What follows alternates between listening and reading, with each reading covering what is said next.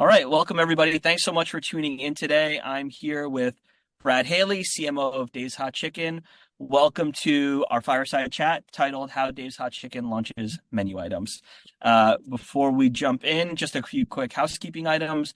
Brad and I will have a conversation here for, call it 35 to 40 minutes or so, and then we'll open it up for remaining 10 minutes, 10 to 15 minutes, let's call it, for Q&A, so everybody will have an opportunity to do that. If you do have a question over the course of the conversation, there is a little QA button at the bottom of the Zoom bar. Just please hit that, drop in your questions kind of as we're talking, and we'll roll through them in order here. But without further ado, Brad, good to go? I'm good to go. Excellent. Great. So Brad Haley here. He's been the CMO for Dave's Hot Chicken since December 2022 after consulting for the brand the previous year. In his role as CMO, Brad is responsible for all aspects of marketing, advertising, guest insights, and PR for the, I can't believe this, almost 200 unit chain. I think the rate at which you all have opened stores. I think when we started working with you, you were around 96 stores. So you've literally doubled in size in about 12 months, which I've never seen before in the restaurant industry. It's pretty incredible. Prior to joining Dave's, Brad served as CMO for IHOP, where he most notably led the IHOP International House of Burgers activation that generated global attention for the brand. Welcome, Brad. It's great to have you here. Thank you. It's great to be here. Great. And for everybody who doesn't know, I'm Abhinav Kapur, co-founder, CEO here at Bikky. We're a customer data platform for restaurants. Our mission is to help restaurants access all of their in-store and off-premise data to go a level beyond just high-level sales, to really understand how the decisions they make across their marketing, across menu, across operations, truly drive incrementality. Proud to work with many multi-unit brands like Dave's Hot Chicken, Bojangles, Mod Pizza, and many, many, many others. But yeah, let's jump into it. Brad, please, for the folks that are tuning in, would love for you to just give a brief background.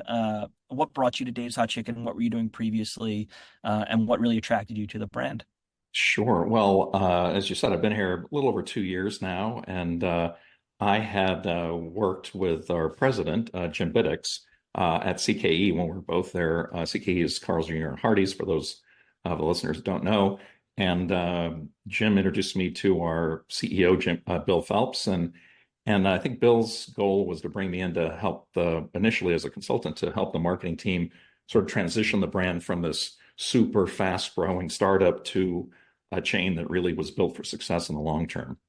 Yeah, that's great. That's great. And then I guess, what was your mandate when you came in? So your familiarity with Bill, obviously your relationship with Jim, and they bring you in. And I totally understand that idea of like going from maybe a local phenomenon into something that can be a nationally recognized brand. Maybe walk us through kind of what your mandate was and what the pitch was to bring you aboard as CMO. Sure. Well, the mandate, as it is probably for any CMO, is to keep strong same-store sales growth, and that's obviously a challenge to do when you're on a brand growing as rapidly as we are. But fortunately, we've been able to do it.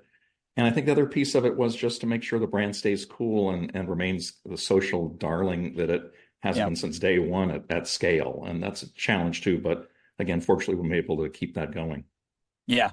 That's great. And I guess from that standpoint, obviously you have a huge social following with Dave's and strong presence of the founders. And I believe y'all were one of the first true sort of prominent hot chicken concepts. What would you say from a brand, from a product, what would you say is Dave's true differentiation in this sort of increasingly noisy hot chicken market? How do you maintain that relevance and that edge?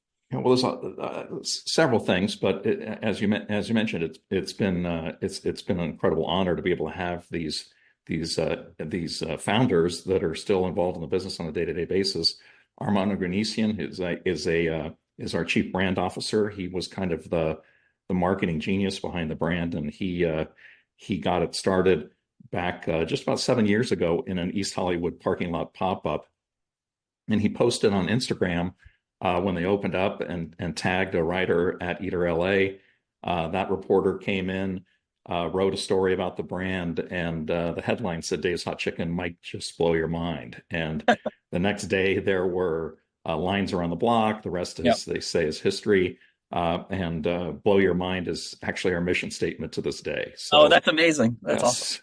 So Yeah. we had a great start. I think the founders would say, I know Arma would say, is it's all about the food, and that is why we're having this conversation today. The brand obviously has this social presence that's got a big following, as you mentioned, but it is all about the food. The food's amazing, and that's what keeps bringing people back. That's what blows people's minds. Yeah. But the social presence that Armand started, and it's still a big part of what we do today. That is, I think, one of our superpowers besides the food. And we have 3.3 million followers now between Instagram and TikTok. And for 200 restaurants, as you know, that's an amazing Yes. that's an amazing number. We're nipping at the heels of a very popular brand that has about in terms of absolute followers, a brand that's got about almost 20 times the number of restaurants we have. Wow. So you can imagine on a followers per location basis, there's really nobody in the industry that comes close. So Yeah. and it still works for us today. It's still our primary medium, but we're expanding as we go. Yeah. No, that's great. I'm sure having that level of involvement from the founders and having that sense of mission probably makes your life a lot easier as a CMO as well. That's great. No, it really does. I mean, we still do this, but what got the brand here was not creating content and pushing it out in the world. It was taking organic content that was already out there and just sharing it on our own channels and exposing it to a broader audience. And that does make my life quite a bit Yeah. easier than a lot of CMOs. Yeah, I think there's a couple good threads that we're already picking up here about that are going to lead into our core topic of conversation, where it's like it's about the food, it's about the quality of the product first and foremost, and then authenticity, I think, is the other thing that you're touching on here. And so, I mean, with that segue, when you think about new menu item launches, and I think in our prior conversations, you told me you've done hundreds throughout your career. So when you think about new menu item launches, what would you say is the typical approach? Maybe just walk us through high level the ideation, the testing, the iteration process. What marks success of a new menu item in a traditional playbook context? And then when you were thinking about, Dave's Not Chicken, how did you start to adapt that traditional playbook for kind of where the brand is today? Sure. There's a lot there, but let me Yeah. kind of start with what I think traditionally and to this day brands typically look for success in a new product they're testing. It's typically three things. One is, of course, what the guest thinks of it, Yep. and you can determine that through kind of a buyer reaction insight study. The second is the impact on operations. And then the third is obviously sales metrics, not just sales, but all the kind of various components of it and affiliated metrics. Those are the big three. So we were fortunate in Dave's Not Chicken, which is our cauliflower-based products, Yep. that they nailed all three of those things. But the other thing I guess I'll say is, in my experience, it's also important that you test these things in the real world as opposed to just through concept studies, because there's really no substitution for a guest kind of being exposed to the idea of a product, going to a restaurant, paying for it out of their own pocket, Yep. and then sharing the results of that entire experience with us. So that's it's hard for them to kind of react to a hypothetical purchase decision in a study. So I think Yeah. those are the three main things that brands still look for, and my bias for kind of how to collect a lot of that information. Yeah, that's great. And then jumping off of that, how do you choose to actually test it? What locations do you prioritize? How do you think about, going from concept into tactical execution? What does that jump look like? What does the ideation process look like? And where do you say, like, we need to start here first? Yeah, typically, well, this was Dave's Hot Chicken, or Dave's Not Chicken was an interesting one. Armand Oganesian, our founder, was the one that came up with the idea, and Yeah. he played around with it with the other founders, and so he obviously he's still got it. He's still involved.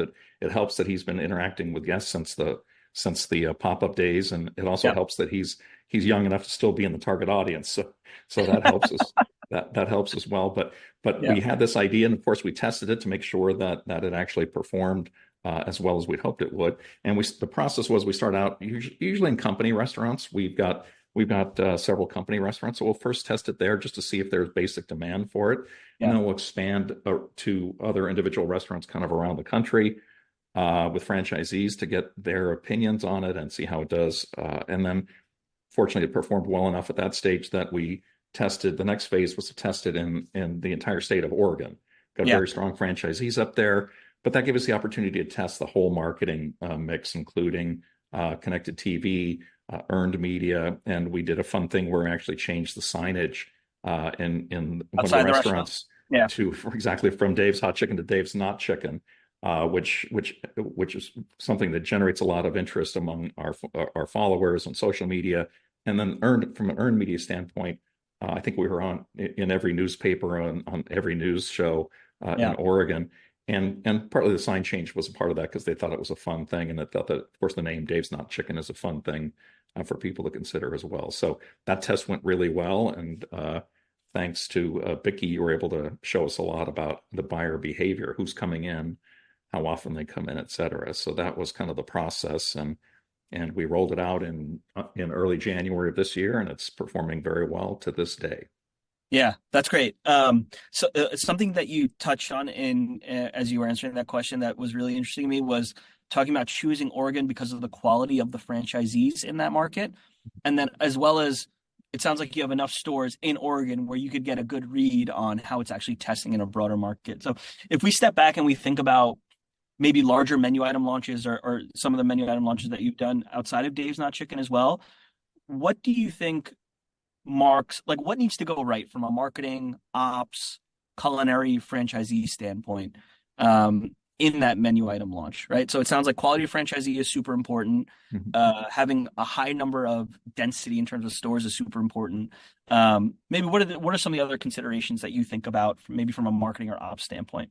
Yeah, well, one of the advantages to our concept is it's very simple. It's basic. It's basically chicken tenders that we serve either on their own or in a sandwich we call sliders, and some side items and beverages. So it's a very simple menu. So we take it very seriously in terms of potential operational impact when we want to bring in anything new. So that's a very big part of it. So we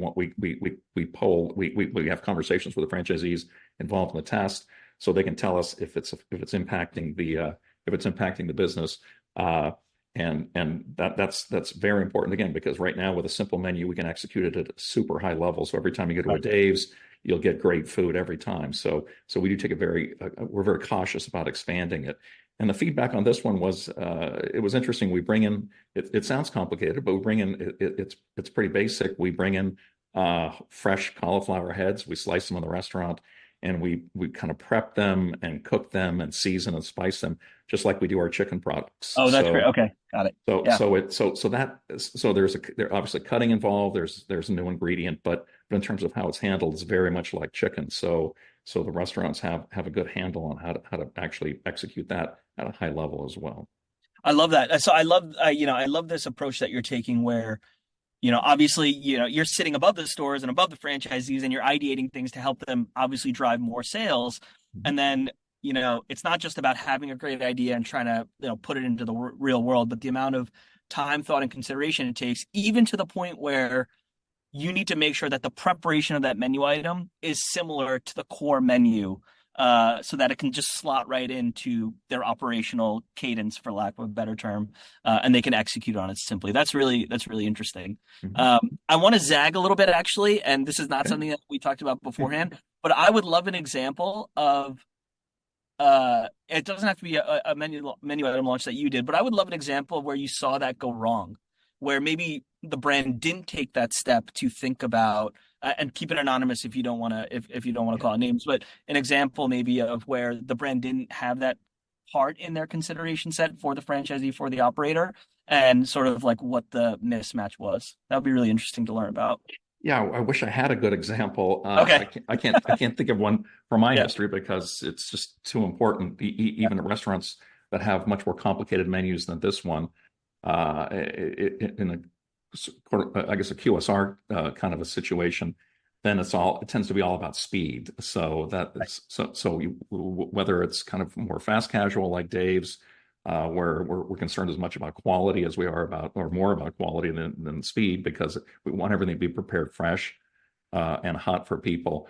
But it's always been a consideration in my career. So we wouldn't roll something forward if it actually gummed up the work, so to speak.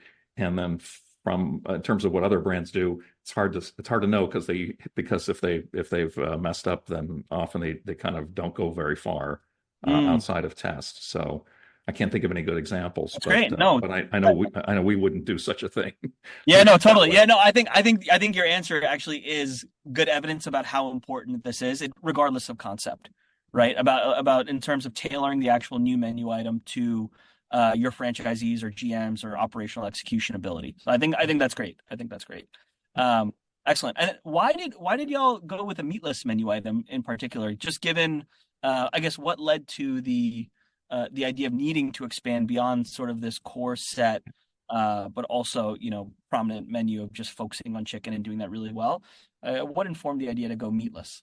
Yeah, well, again, this idea specifically came from Armand, and as I said, he hears from guests. He has since day one, literally, that they were looking for a meatless option. Maybe not all the time, but just periodically.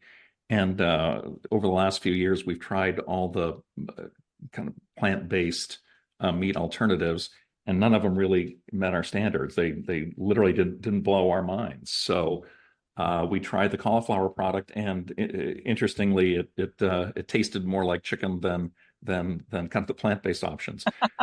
No pun intended. But Yeah, it's yeah, just, again, we prepare it. The cauliflower has kind of a mild flavor. We prepare it the same way, and is very flavor forward in terms of the seasoning and spices that we use. So it comes out. I think we've seen on social posts people that try the collie product blindfolded with against our chicken products, and they have a really tough time telling the difference just because the flavor works well across both of those things. yeah, yeah. That's awesome. That's great. That's great. And again, speaks to kind of the culture that you talked about at the top, where it's like it's all about the food first and foremost, and then keeping the mission of having it blow your mind at the forefront as well. So Armand's ideating on this, and he's focusing on the culinary aspect. What would you say were the broader team's opinions about a meatless menu item? Like when the idea was first brought to the table. Well, I think we knew that it was something that our guests would like, but obviously we needed to determine how well it would sell, whether it was worth the effort to bring it in, and again even though it was minimal impact on operations, it still adds more complexity than we have without it, obviously. So that's a big part of I guess that was one of the concerns people had is what we'll do operationally. The other thing I think that we experienced was, interestingly, the idea of a cauliflower sandwich, people would hear and think that's kind of interesting. But then when they tried it, when we tried it in-house, and when we shared it with franchisees, it's sort of like a light switch is thrown, because then they get it because it tastes so amazingly good, surprisingly good, I guess. But that was one of the hesitations before they had it, is, well, it sounds okay, but Yeah. that's why we actually made it a priority to sample the product in our restaurants when we rolled it out, so that our guests go through that same transition. That once they try it, it's like, wow, that's something I could, even though I'm maybe a diehard meat eater, that's something that tastes so good I could try that periodically as an alternative. So those are probably the big things. It delivers a lot better than the idea of it, but you just gotta have to get people to try it, and once they do, they're hooked. Yeah, no, that bridges perfectly to my next question, where it's like, did you have to convince the franchisees, and if so, how'd you go about doing it? And it sounds like, I guess, how delicate is that relationship between corporate and franchisees when it comes to new menu items? Are franchisees open and saying like, hey, yeah, we want the innovation, because in my mind, right, the way I've always thought about it is the reason you launch new menu items is to, acquire new customers, drive deeper engagement with your fans, and then, of course, like just drive broader brand affinity and brand relevance. But franchisees are understandably like in the weeds operating the business. Mhm. So it's this delicate balance between trying to come with something new and maybe interrupting their core workflow and trying to get them to do something different. Right. Maybe just talk through kind of what that relationship is Sure, like. absolutely. I think there were three things. As I said, once they tried it, then I think a lot of them that did a lot of the convincing, if you will. Then we showed sales results from our internal sales results from the market tests we did, and then the Bikky data, Yeah. which did show showed that we were actually bringing in a high percentage of new users from this product, as you would expect. The thing that we didn't expect as much, which also came from Bikky's ability to follow anonymously our guests' credit card activity, and we can see what they buy, whether they're new, whether they're repeat, how often they come back. And it showed a lot of really powerful things. One, as I said, they were largely new guests. Two, each cauliflower transaction or had a higher average check than one that didn't. And those people that buy cauliflower came back to the brand more frequently than our regular customers. So new guests, they spend more, they come back more frequently. That's a powerful combination, and I think that all of that made our franchisees feel good about the potential impact of this product on the brand, for the That's great. brand. Yeah. The holy trinity of every new menu launch. Acquiring new Indeed. customers, driving frequency, driving incremental sales. Yeah, that's Yeah. awesome. That's That's why great. it's out in the system now. Yep, totally, totally. Um, okay, cool. And then could you tactically talk through maybe how you thought about like allocating budget for something like this? So like maybe just walk us through the promotional plan. Obviously, you mentioned a little bit where we're going to roll it across the system. We're going to do a big PR push. We're going to change the signs on the store. That seems like an awesome way to sort of, with a thunderbolt, announce this new menu item. How do you think about ongoing promotion of this menu item to drive consumer awareness and adoption beyond sort of that day one launch? Sure. Well, even though we're rapidly growing, we're still, as we said, only about closing in on 200 locations. So we don't have the kind of budgets that most of our big competitors do. So we have to kind of pick our bets or place our bets carefully. So we try to do one big thing per quarter. We call them a tentpole event. So we can focus all of our marketing resources on that message for the quarter. And then we've tested that tested thoroughly, including in Oregon. And we put everything against it.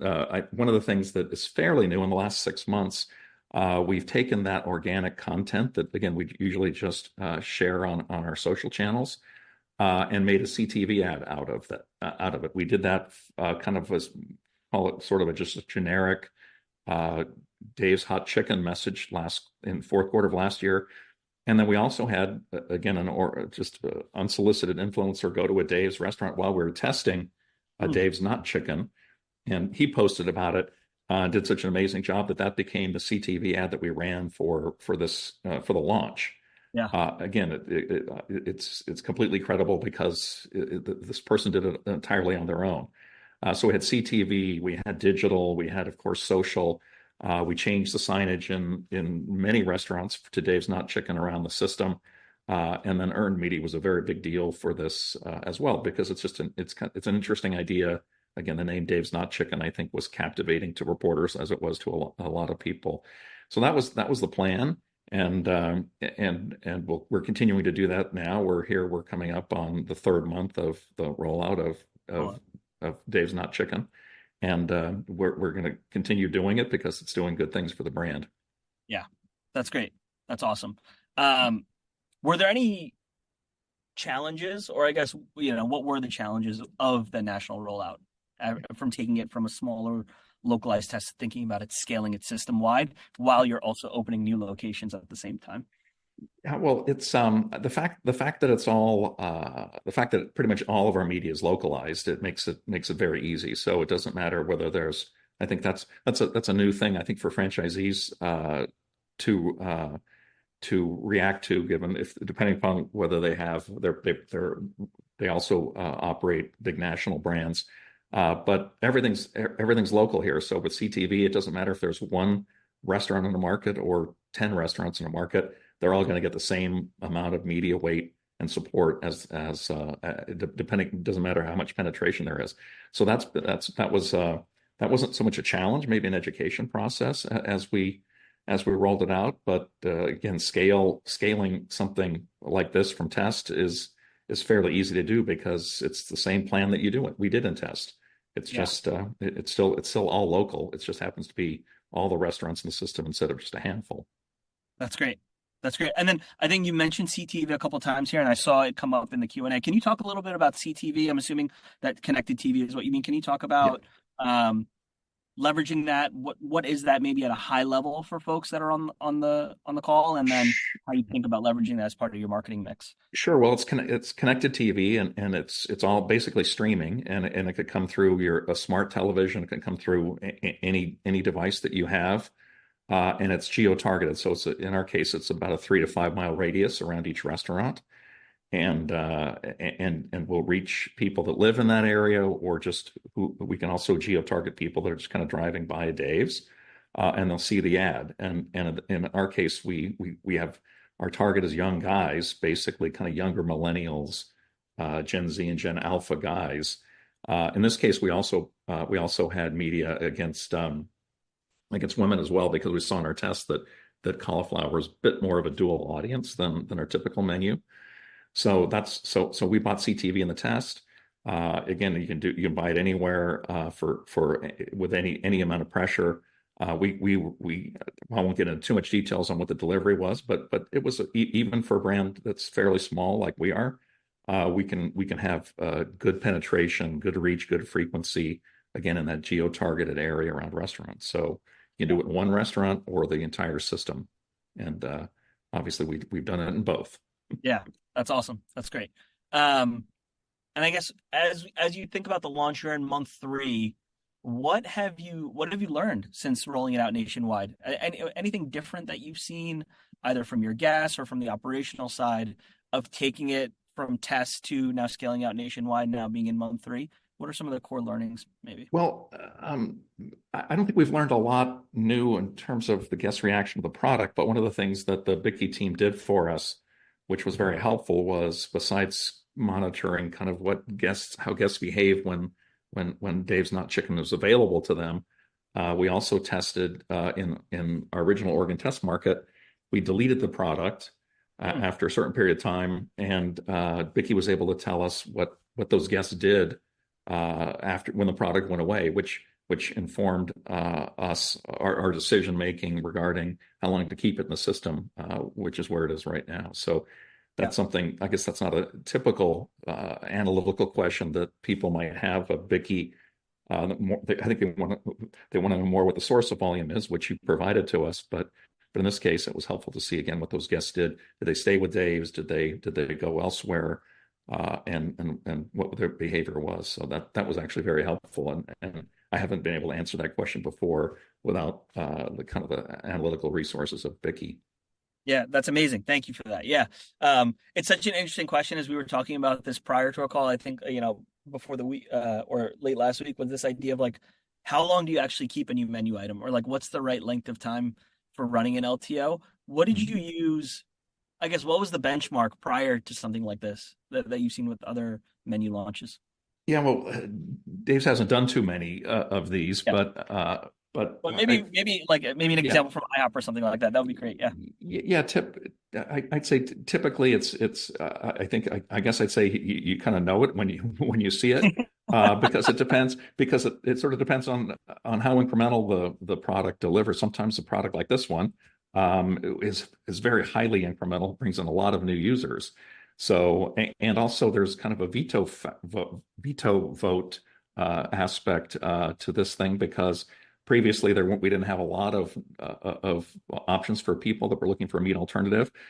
So we might lose, if it's a group from work or family, we would lose that entire group of people because they didn't have the choice at Dave's. Well, now they do. So now those people come in, and we can see again from the check imaging that service that you guys provide, we're able to tell that when somebody buys cauli, there's usually several other orders with it. More so, that's why the check's higher, more so than there is for people that don't buy cauliflower items from us. So that would lead you potentially to keep a product around longer, because the product mix of that item kind of is a bit misleading, because you have all this associated sales from, for example, larger groups that come in, or just the sheer fact that it's highly incremental. So you have to take that into account. Whereas other products could sell a much higher in the absolute, but they basically just move people around, your existing customers around on the menu, and they don't provide much incrementality. So you have to kind of take all of those things into account when you're making those decisions. But again, Bikky's been a big help to be able to tell us what's happening and why.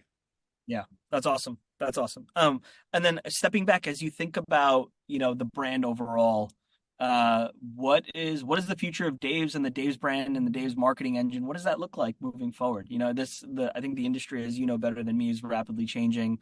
The hot chicken, offering landscape is changing as well. How do you think about Dave's place in it, as you continue to scale the brand? Well, we've got, as I said, we're just about to have 200 restaurants open. We have franchise commitments that will take us eventually to 1,000 restaurants or more over the next several years. So the brand's growth engine is still proceeding. But I think the way we kind of keep the brand same store sales strong during that period is what Armand said. It's he'll usually say it's all about the food, bro. And I'd say that's not quite the full story, because we have beautiful restaurants. If you haven't been in, they're all a little bit different. Yeah. They reflect that the graffiti that was all around the East Hollywood parking lot when the guys open their pop-ups. So you'll see kind of very very well done graphic designs that evoke that graffiti. Every restaurant's interior is customized to reflect the local market that we're in. So they're all a little different. There's Easter eggs that the team puts into the design. So you go to all 200 Daves, and everything will be a little bit different, and there'll be fun things to find. So we have great facilities, and our operational performance metrics are literally second to none. We're either tied with or we exceed.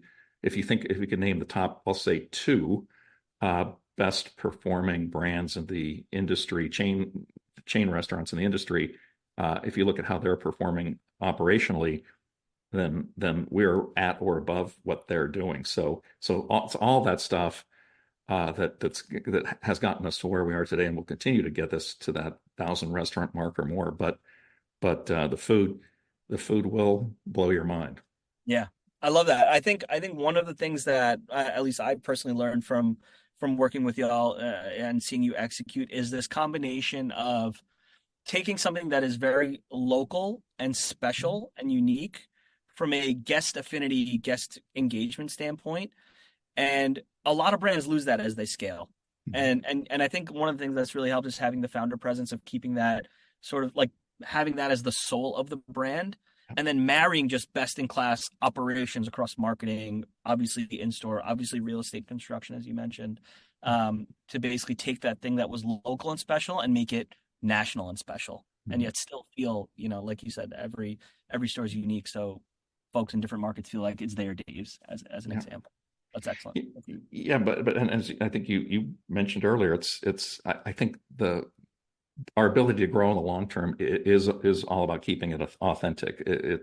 I think, again, these young guys I mentioned, they have a very sensitive bullshit detector, and I think they can spot the difference between something that's a truly organic social post versus one that's maybe created by a paid influencer, or even some cases where people hire actors and shoot an ad that tries to look like organic content.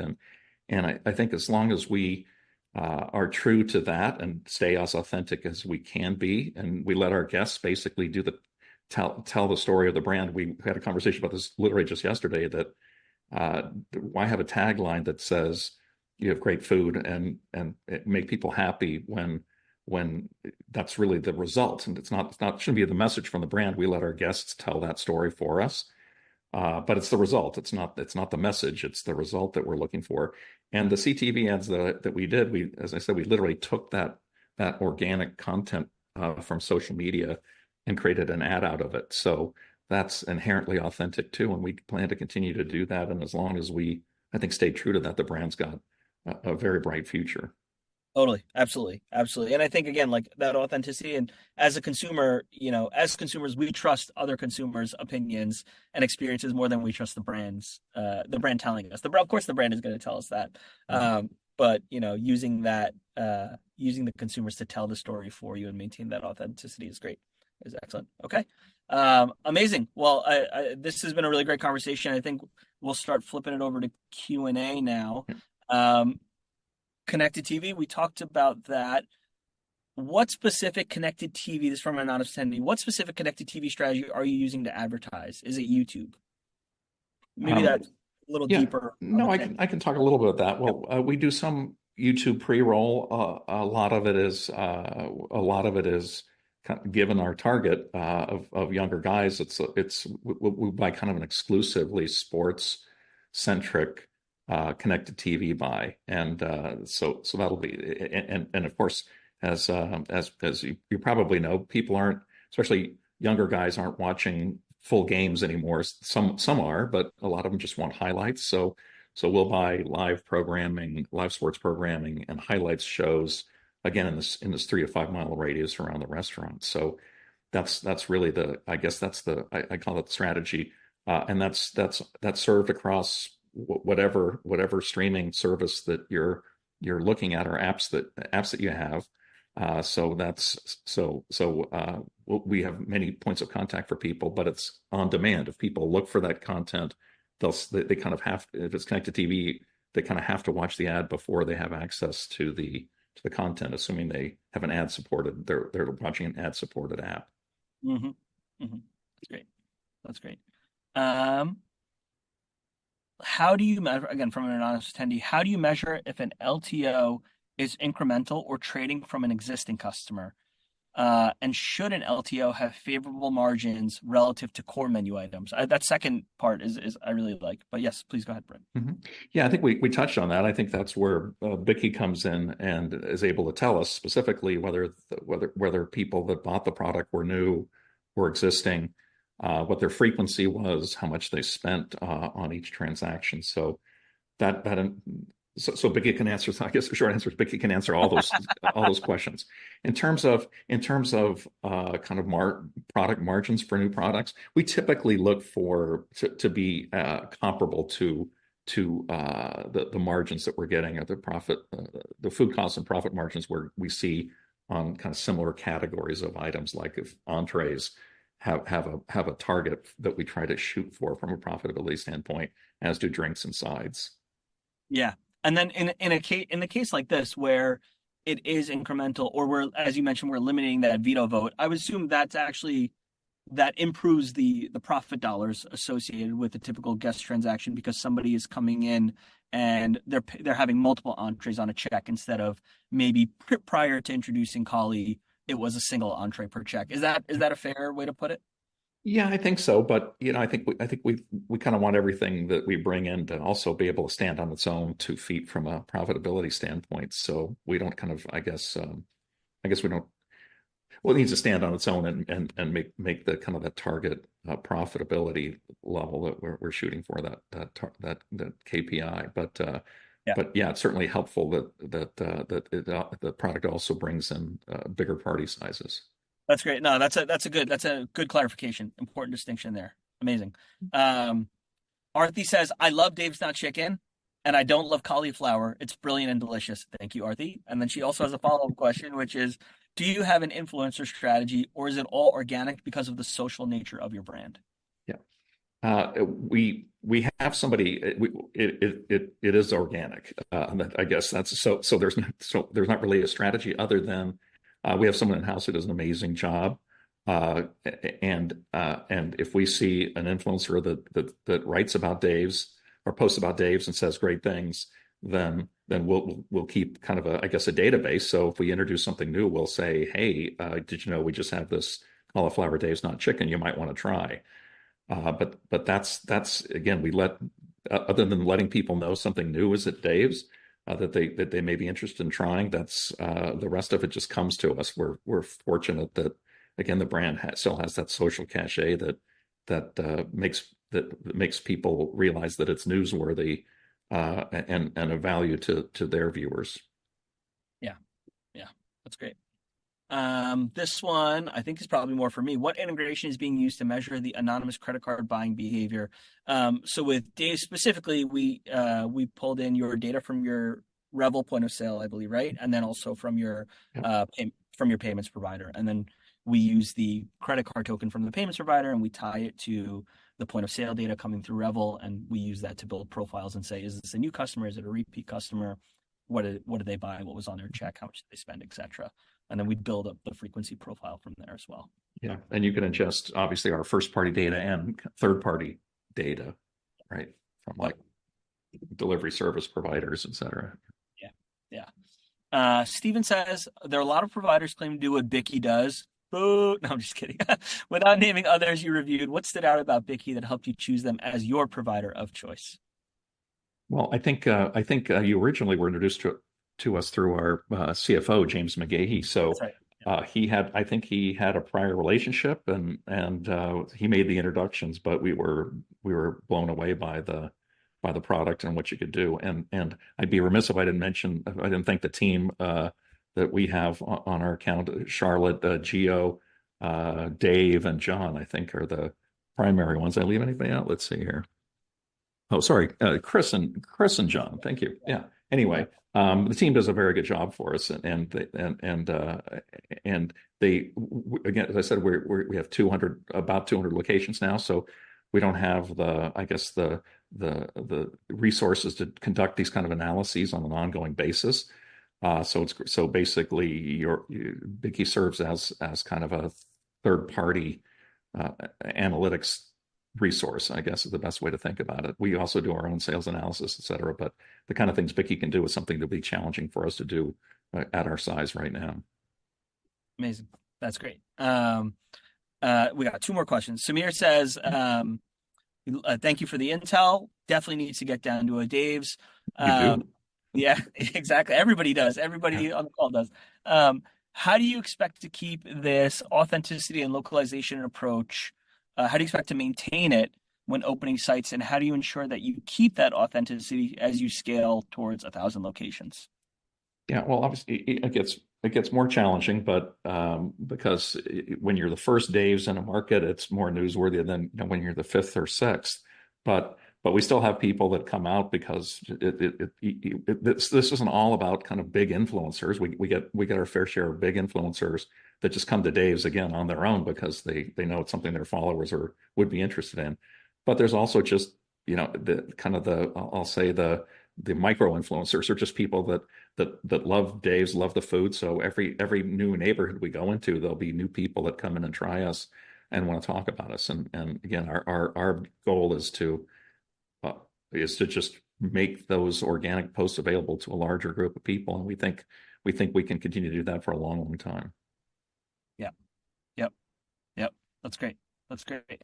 And last question here.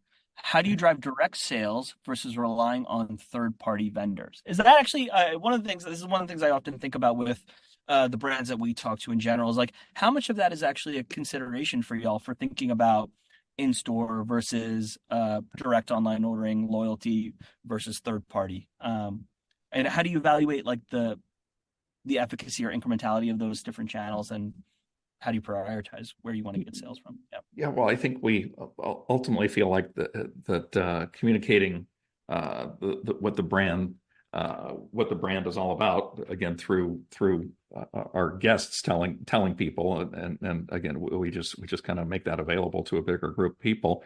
But as long as our guests and the general public sees what Dave's is about and hears what Dave's is about, then that's really what drives sales across all those channels. We do have a very high percentage of online sales. We were literally born 7 years ago, and we've had what COVID was around for at least a good third of that time period. Yeah. So we've had very early in our life people were buying us through third party delivery channels or online. So I think that's partly why we're very high in that regard. We make, obviously, as with any restaurant, we make more money from people that walk in the door. But digital sales are such a big part, and online sales are such a big part of our business that's important too. So we will do some sponsored listings and things with third-party delivery providers, but not a lot of that either, frankly. Again, if the guests think Dave's is a cool place to go and has great food, which we do, then they'll find a way to buy us across all those channels, including in restaurant. Yeah, that's great. That's great. So it's almost like just meet the guests where they are, basically, is what it comes to. Exactly. Yeah, that's right. Yeah, that sounds great. unlike, say, a Carl's, this is a question from Megan, where sales are driven by LTOs and new news, how much does new flavor news matter to Dave's? How often do you think you have something new to talk about versus just focusing on the core menu? Well, we're still, again, with 200 restaurants, we still kind of have a lot of upper funnel work to Yep. do. And the kind of the CTV campaign we ran, which was again kind of a montage of organic posts. I'll digress one quick second. The thing about Days was kind of interesting is when people try it for the first time, there's often a reaction where their eyes roll back in their head because it's flavors that they haven't experienced before. Sometimes it's because they maybe ordered something that one of the spice levels a little hotter than they wanted, but usually it's just the taste reaction. We try to capture those first time posts, first time buyers that posted and have their reaction. That's what we put in that ad, and that was in the fourth quarter of last year, and there was no call to action. There was no new news. It was just showing all these people having this amazing experience with Dave's. So, and we can do that for quite a while. So we've done it. We've done a new product. Now we'll do some more in the future, but again, we're super cautious about only doing things that either integrate well with our existing systems or in other ways just don't cause a lot of operational complexity in the restaurants. We did, for example, last year we rolled out top-loaded shakes last summer, Yeah. and they're and we didn't have the restaurants bring in blenders and make and blend the shakes in all the restaurants. They just made a shake, and we had interesting toppings that are ladled on top. And interestingly, the guests thought that was it was different than anything they've had at most places. It's kind of interactive. You can determine how much of the fillings you want per slurp or spoonful of shake. But so it was this great thing for guests, but it was also easy operationally. Literally, it's just a couple of scoops of topping on top of a shake, and it did very well. So it's not, we don't have a new product strategy, or at least that's not the idea of what's driving our business. But we'll do fun stuff and interesting stuff from time to time that we know our guests like and actually makes them think more highly of the brand. So those are the kind of new products we'll do. But you're not going to see us doing new products all the time like a Carl's Jr. would, for example. Yeah, I love that. And that actually, we got a question from Peter, one of our other clients at Marugame Udon, the VP of IT at Marugame, and he emailed in a question beforehand. And he was saying, the core menu is so small. How do you keep folks engaged with the core menu? And you just answered it perfectly, which is authenticity, leveraging authenticity to that first bite that people have, and then understanding the runway you have on your path to becoming a national brand, and just continuously tapping into that. Yeah, that's great. That's great. Exactly. Okay, final question here, and then I'll let you go, Brad. You mentioned you tested plant-based alternative meat and nothing met your expectations. Now, this question specifically is about how cauliflower doesn't provide much protein, but was protein even a consideration, or was it much more about just finding the right sort of meatless offering for the menu item? Yeah, it was really the latter. And from the insights work that we did, this isn't people weren't buying this because they for the most part because they wanted something that was vegetarian or non-meat. Although a lot of our buyers did get it for that reason.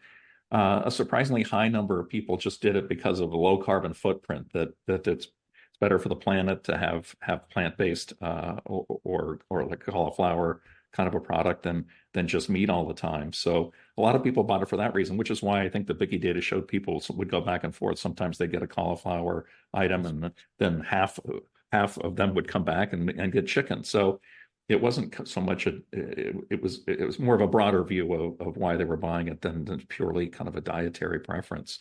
And that's why cauliflower worked particularly well for us. And we just thought taste-wise, again, it delivered almost like chicken, more so than kind of the plant-based items did.